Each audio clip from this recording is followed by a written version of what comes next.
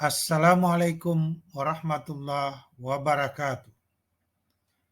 Salam sejahtera untuk kita semua. Salam Merdeka Belajar. Pada video kali ini, saya akan memaparkan mekanisme pemilihan mata pelajaran pilihan pada fase F kelas 11 Kurikulum Merdeka. Berdasarkan panduan pemilihan mata pelajaran pilihan Kementerian Pendidikan, Kebudayaan, Riset dan Teknologi tahun 2022 dan Keputusan Menteri Pendidikan nomor 345 tentang mata pelajaran pendukung program studi perguruan tinggi.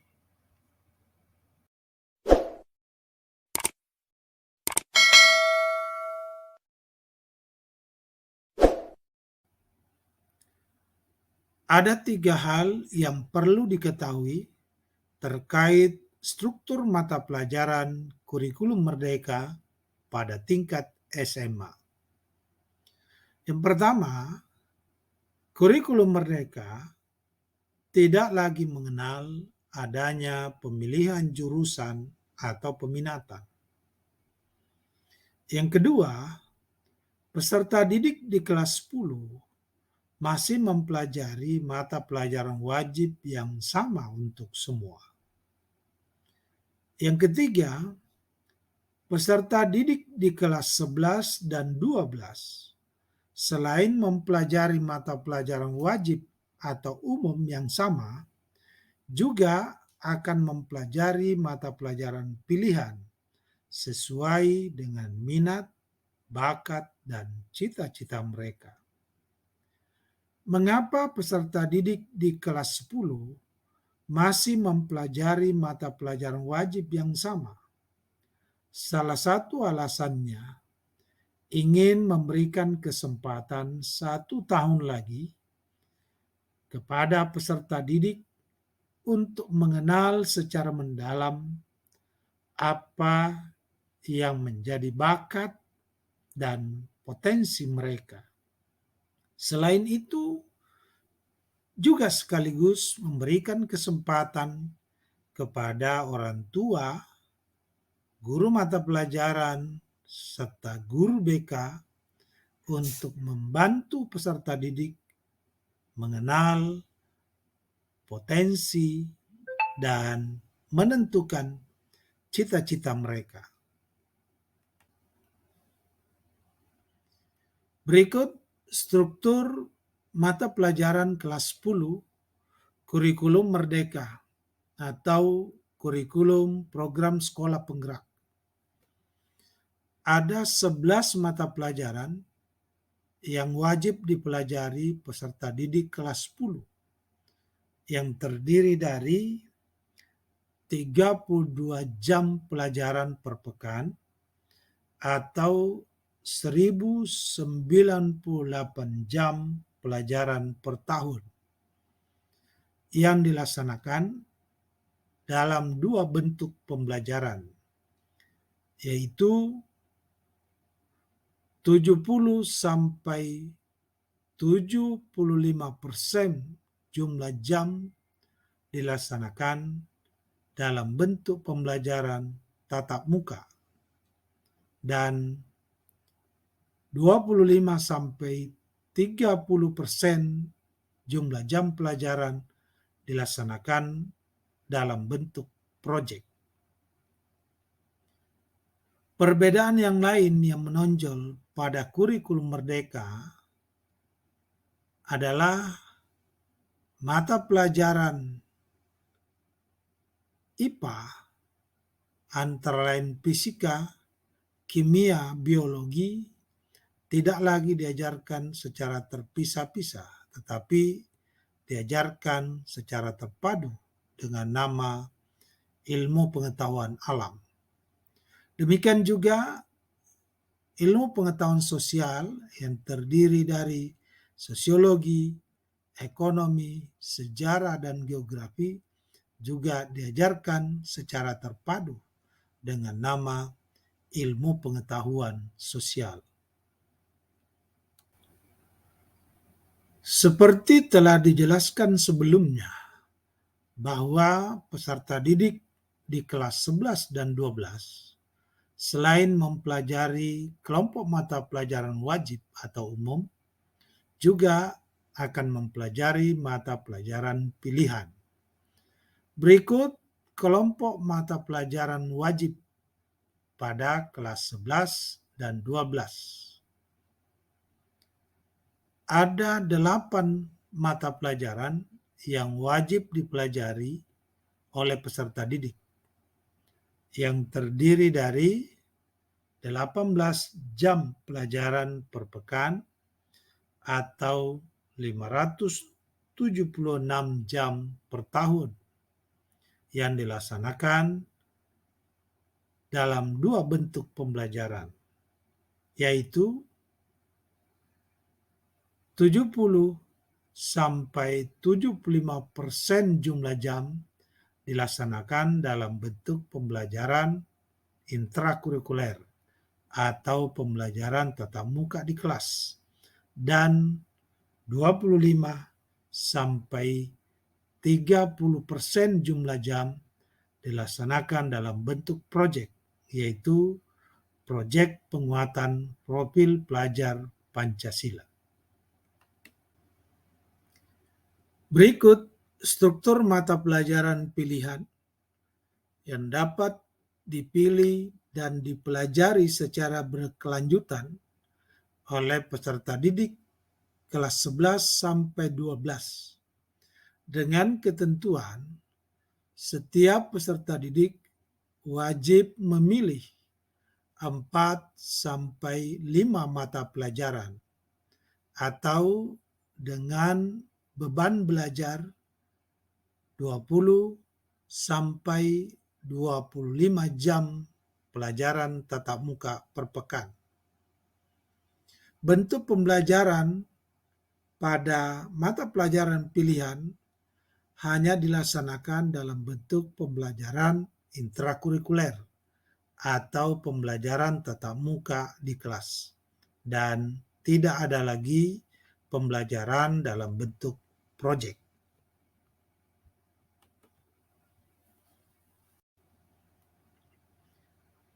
Sebelum peserta didik memilih dan menentukan mata pelajaran pilihan, maka satuan pendidikan perlu melakukan hal-hal sebagai berikut. Yang pertama, melakukan sosialisasi kepada peserta didik dan orang tua peserta didik. Yang kedua, guru BK, guru mata pelajaran, dan wali kelas melaksanakan pendampingan eksplorasi minat, bakat, dan kemampuan peserta didik. Yang ketiga, melakukan pendampingan dalam menentukan mata pelajaran pilihan. Sebelum satuan pendidikan menyediakan paling sedikit 7 mata pelajaran pilihan, maka sebagai konsekuensi terhadap adanya pemilihan mata pelajaran yang beragam, maka satuan pendidikan harus melakukan analisis minimal terhadap 2 hal. Yang pertama, ketersediaan sumber daya manusia atau guru, dan yang kedua, ketersediaan sarana dan prasarana. Ada 3 hal yang dapat dijadikan panduan oleh peserta didik dalam menentukan mata pelajaran pilihan. Yang pertama, minat dan bakat mereka. yang kedua kemampuan mereka, dan yang ketiga cita-cita atau jurusan yang akan diambil ketika masuk di perguruan tinggi. Cara mengenal minat peserta didik. Minat adalah perasaan atau emosi yang menyebabkan seseorang memiliki ketertarikan atau perhatian khusus pada sesuatu. Ada beberapa pertanyaan yang dapat membantu mengenal minat peserta didik terkait mata pelajaran. Yang pertama, mata pelajaran apa yang mereka senangi? Yang kedua, mata pelajaran apa yang menarik perhatian mereka?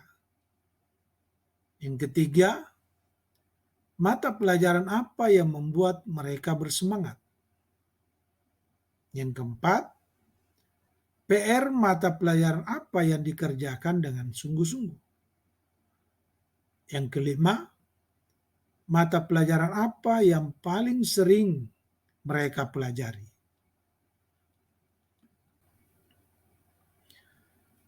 Berikut cara mengenal bakat anak atau peserta didik. Bakat adalah kemampuan luar biasa yang dimiliki anak secara alami atau bawaan sejak lahir. Ada beberapa cara yang dapat membantu mengenal bakat anak. Yang pertama, mengamati kebiasaan dan kegemaran mereka. Yang kedua, membiarkan anak mengeksplorasi kemampuannya. Yang ketiga, mengikutkan anak dalam berbagai perlombaan. Yang keempat, menempatkan anak pada posisi yang terdesak. Yang kelima, membangun komunikasi positif dengan anak. Yang keenam, memberikan waktu untuk anak bersosialisasi. Yang ketujuh, mengikutkan anak tes bakat. Cara mengenal kemampuan anak. Kemampuan anak dapat dilihat dari data prestasi akademik dan keterampilan yang dikuasai, dan lain-lain, baik yang ada dalam rapor maupun sertifikat penghargaan yang pernah diraihnya. Jika hal itu dianggap belum cukup, maka orang tua dapat berkonsultasi dengan guru mata pelajaran yang mengampu mata pelajaran tersebut. Berikut contoh formulir pemilihan mata pelajaran. Pada bagian pertama, peserta didik diminta untuk mengisi identitas mereka, antara lain nama, kelas, tempat tanggal lahir, alamat, dan nomor HP. Pada bagian kedua, setelah peserta didik memperhatikan minat, bakat, dan kemampuan mereka, maka mereka diminta untuk menuliskan cita-cita atau jurusan yang akan dipilih ketika mereka lanjut di perguruan tinggi.